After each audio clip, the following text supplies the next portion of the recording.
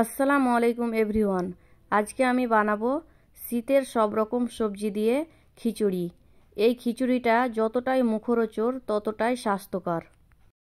আশা করি এই খিচুড়ির রেসিপিটা তোমাদের ভালো লাগবে।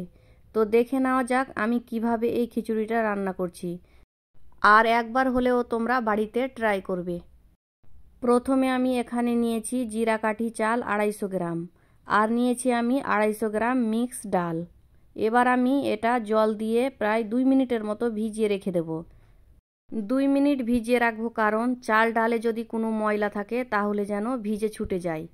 2 মিনিট পরে আমি ধুয়ে পরিষ্কার করে নিয়েছি। এবার একটা প্রেসার কুকারে দিয়ে দিলাম, আর আমি এখানে দিয়ে দিলাম পরিমাণ মতো জল আর সামান্য সাদা তেল, আর দিয়ে দিচ্ছি আমি 1 চামচ হলুদ গুঁড়ো, আর পরিমাণ মতো আমি দিয়ে দিচ্ছি লবণ। এবার ঢাকনাটা লাগিয়ে আমি সেদ্ধ করে নেব।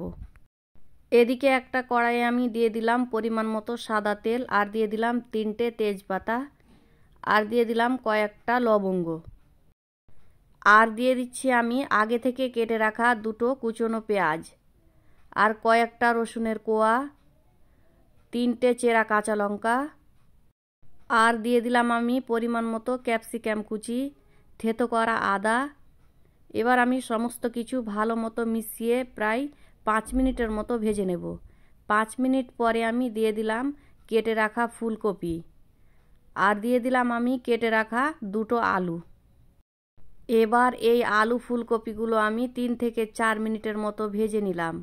3 থেকে 4 মিনিট পরে দিয়ে দিলাম আমি গাজর কুচি, মিষ্টি কুমড়ো কুচি, পেঁয়াজ কলি কুচি, আর দিয়ে দিলাম আমি ছোট ছোট করে কেটে রাখা 2টো বেগুন।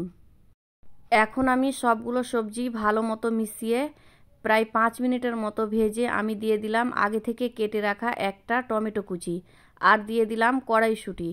এবার কড়াইশুঁটি আর টমেটো ভালো মতো মিশিয়ে আমি দিয়ে দিলাম আগে থেকে কেটে রাখা পালং শাক।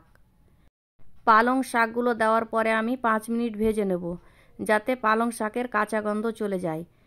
5 মিনিট ভাজার পরে আমি সবজিগুলো নামিয়ে নিলাম, আর এদিকে আমার চাল ডালগুলো সেদ্ধ হয়ে গেছে।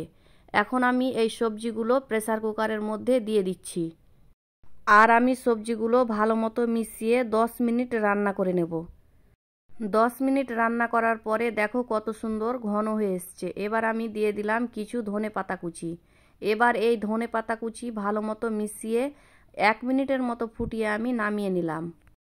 আশা করি বন্ধুরা আমার এই ভেজ খিচুড়ির রেসিপিটা তোমাদের ভালো লেগেছে। ভালো লেগে থাকলে লাইক, কমেন্ট অ্যান্ড শেয়ার করবে, আর আমার চ্যানেলে নতুন বন্ধু হয়ে থাকলে আমার চ্যানেলটা প্লিজ সাবস্ক্রাইব করবে। আল্লাহ হাফিজ।